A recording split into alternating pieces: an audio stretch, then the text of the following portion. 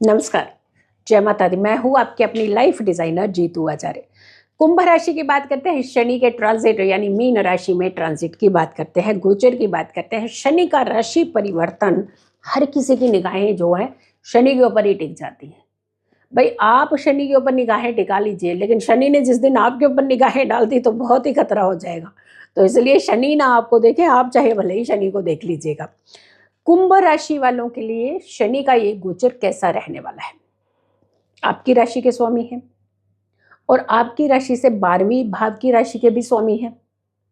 आपके राशि से द्वितीय भाव में ये गोचर करेंगे, तो इसका प्रभाव बताते हैं अभी। लेकिन अगर आपको अपने डेट ऑफ बर्थ के हिसाब से राशि नहीं मालूम है तो नाम अक्षर की राशि से आप इन उपायों को कर सकते हैं, क्योंकि 2025 पूरा साल तो इसका इम्पैक्ट रहना ही रहना है ना।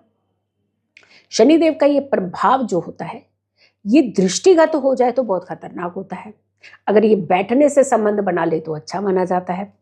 ग अक्षर यानी गु, गे, गो, सा, सी, सु, से, सो और दा भी वैसे होता है इसमें। अगर ये अक्षर बनते हैं तो आपकी कुंभ राशि यानी एक्वेरियस बनती है। और एक्वेरियस वालों के लिए 2025 पूरा साल शनि का प्रभाव कैसा रहने वाला है। सबसे पहले पाए की बात करते हैं।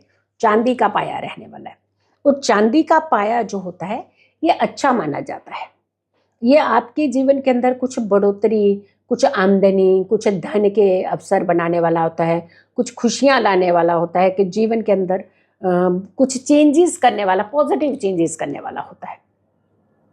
अब ये तो चांदी का पाया की बात होगी, लेकिन वहीं अगर ट्रांजिट की बात करते हैं, गोचर की बात करते हैं, तो गोचर में जो शनि का प्रभाव है वो किस तरीके का, यानी जैसे हमने कहा कि आपकी 12th भाव के भी स्वामी हैं, आपकी राशि के भी स्वामी हैं, और आपकी राशि से द्वितीय भाव में इसका ट्रांजिट रहने वाला।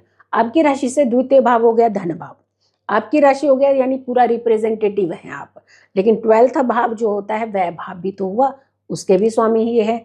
तो यानी आपके इन दो तीनों भावों का किस तरीके का कंसर्न बनाएंगे, प्लस इसके साथ साथ कुछ सिचुएशंस आपके आगे जिंदगी में रख देंगे ये 2025 में। जैसे पारिवारिक स्थितियां, क्योंकि सेकंड भाव है ना, पर कुटुंब भी होता है ये, तो पारिवारिक स्थितियां और बहुत सारे, जैसे विदेश यात्राएं होगी आपकी, विदेश यात्राओं के साथ साथ आप स्वयं, आपका जीवन, इस तरीके की सिचुएशंस जो क्रिएट करेंगे कि कभी समझ में नहीं आएगा कि कहाँ किस ओर जाना है, कभी समझ में आएगा कि हम बहुत अच्छे क्लियर जा रहे हैं जहाँ भी जा रहे हैं। तो यानी ऐसी डिलेमा की सिचुएशन बनाते हुए नजर आ रहे हैं। दृष्टि की अगर हम बात करते हैं कि उनका देखना, देखने से ही तो हर कोई डरता है। हमने कहा ना शुरू में ही कि आप देख लीजिए शनि को, शनि ना देखें आपको। अगर हम आपकी दृष्टियों के हिसाब से देखते हैं, आपके 4th हाउस और 8th हाउस यानी चतुर्थ, अष्टम और एकादश। चतुर्थ तो सुख सुविधाओं वाला है आपका। मान लीजिए आप कोई प्रॉपर्टी बनाने वाले थे, कोई डील करने वाले हैं, तो बिल्कुल सावधान रहिएगा। यानी 4th भाव, गाड़ी खरीद रहे हैं या कोई घर बनाने जा रहे हैं या कोई बड़े लेवल की आप इन्वेस्टमेंट करने जा रहे हैं, सुख सुविधाओं का भाव को देख रहे हैं, और सुख सुविधाओं के भाव को देखना इनका ठीक नहीं है। तो यहाँ ध्यान रखिएगा। इनफैक्ट माता के स्वास्थ्य का भी ध्यान रखिएगा। अगर हम अष्टम की बात कर रहे हैं तो सडनली कुछ चीजें, अष्टम भाव के साथ संबंध मीन्स सडनली कुछ मिलना, गेन। तो आपको गेन, अष्टम को हमेशा कभी पीड़ित नहीं करते हैं ये। अपने से अष्टम, काल पुरुष का अष्टम, ये सडन है। तो यानी यहाँ पे उसको ज्यादा तकलीफ, सडनली कुछ चेंजेस करेंगे। बी प्रिपेयर्ड फॉर दैट कि सडनली आपकी जिंदगी के अंदर कुछ चेंजेस आने वाले हैं, मे बी अच्छे मे बी बुरे, what ever it is, but आएंगे। लेकिन वहीं अगर एकादश की बात करते हैं, एकादश भाव पर शनि की दृष्टि, आपके धन भाव के ऊपर शनि की दृष्टि, लोन कर्ज के नीचे आना, यानी किसी ने आपका पैसा मार रखा है, नहीं देने वाला अभी वो, लाख कोशिश के बावजूद भी नहीं देने वाला। इनफैक्ट मांगा तो डिस्प्यूट होने के चांसेस हैं। तो ये डिस्प्यूट वगैरह से बचना है तो आपको खास करके ये ध्यान रखना है कि आपने शनि देव के उपाय जरूर करने हैं। यानी नहीं किए तो फिर आप ही समझिए कि आपको क्या करना है, लेकिन हम तो यही जरूर कहेंगे कि आपने थोड़ा सा अटेंटिव होना, क्योंकि 7.5 के प्रभाव में भी चल रहे हैं आप, और ऊपर से कहीं ना कहीं दृष्टिगत जो संबंध है वो भी आपके लिए बहुत सही साबित नहीं हो रहे। तो यहाँ पर सबसे पहले तो अपने स्वास्थ्य को ध्यान रखिएगा कि स्वास्थ्य अगर आपका डगमगा रहा है, आप फिर भी उसको इग्नोर कर रहे हैं, तो ये बीमारी बड़ी बना देगा वो। यानी छोटे से शुरू हुई लेकिन इतनी बड़ी रूपरेखा उसने ले ली कि संभलना फिर मुश्किल है। और अगर आपको बीमारियों को लेकर के थोड़ी सी प्रॉब्लम हो रही है तो आप डॉक्टर के पास जाइए, डॉक्टर की सलाह लीजिए। आप ये मत सोचिए कि हम अपने आप इलाज कर लेंगे, ऐसा कर लेंगे वैसा नहीं। आप अपने स्वास्थ्य के मामले में एकदम अटेंटिव रहिएगा। और वहीं दूसरी तरफ अगर हम परिवार की बात करते हैं, क्योंकि पारिवारिक लाइफ जो होता है, जीवन होता है, वो बहुत ज़्यादा इम्पॉर्टेंट होता है। पारिवारिक लाइफ को ये डिस्टर्ब नहीं कर रहे हैं, ना आपके सप्तम को डिस्टर्ब कर रहे हैं और ना आपके द्वितीय को डिस्टर्ब कर रहे हैं, क्योंकि दृष्टि तो यहाँ दे नहीं रही है। तो यहाँ पर आपको खास करके अपने परिवार के साथ बहुत अच्छा समय भी बिताएंगे, बहुत अच्छा रहेंगे आप, आपके कुटुंब को बहुत अच्छा करेंगे, कोई दिक्कत नहीं कर रहे हैं। लेकिन आपके स्वास्थ्य को इस कदर डैमेज कर रहे हैं कि आप अपने परिवार को समय नहीं ढंग से दे पाएंगे, क्योंकि जब आप ठीक नहीं होंगे तो आप कैसे उनके खुशियों का ध्यान रखेंगे।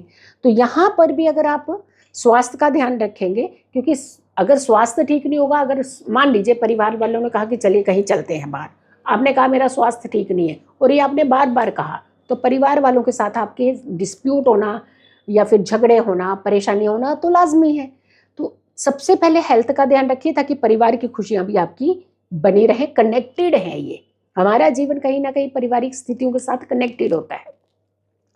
अगर हम करियर की बात करते हैं तो करियर में थोड़ी थोड़ी से हर्डल्स और कहीं ना कहीं चैलेंजेस आपको फेस करने पड़ सकते हैं।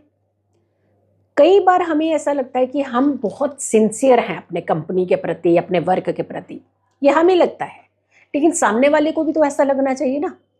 कौन से हमारे पोस्चर जेस्चर्स ऐसे हैं जो सामने वाले के ऊपर इम्पैक्ट नहीं डाल पा रहे हैं, इनफैक्ट नेगेटिव इम्पैक्ट डाल रहे हैं।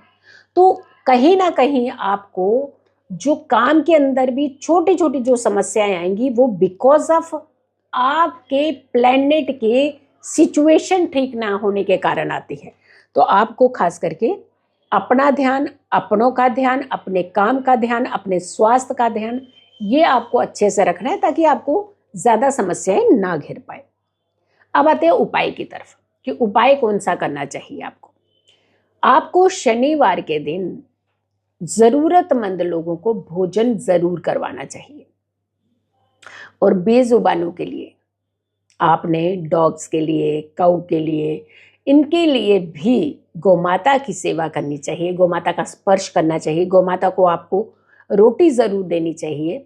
यानी इस तरीके के लिए बेजुबानों के लिए भी आपको जल का और अन्न का ये प्रबंध करना चाहिए। अगर आप इस तरीके के उपाय करते हैं, यकीन मानिए शनि आपको पीड़ित नहीं करेंगे, शनि आपकी समस्याएं बढ़ाएंगे नहीं, इनफैक्ट आपकी सारी समस्याओं को रिजॉल्व कर देंगे और आपके जीवन के अंदर खुशहाली लेकर के आएंगे। सो वीडियो को बहुत सारे लोगों को ज़रूर शेयर कीजिएगा। अगर चैनल सब्सक्राइब नहीं किया तो ज़रूर कीजिए, वीडियो शेयर कीजिए और मेरी आने वाली हर वीडियो को ज़रूर देखें। खुश रहें, स्वस्थ रहें, पॉजिटिव रहें। पॉजिटिव रहते हैं तो हर समस्या से हम दूर रहते हैं। जल्दी हाजिर होंगे एक अच्छी वीडियो के साथ, तब तक के लिए नमस्कार, जय माता दी।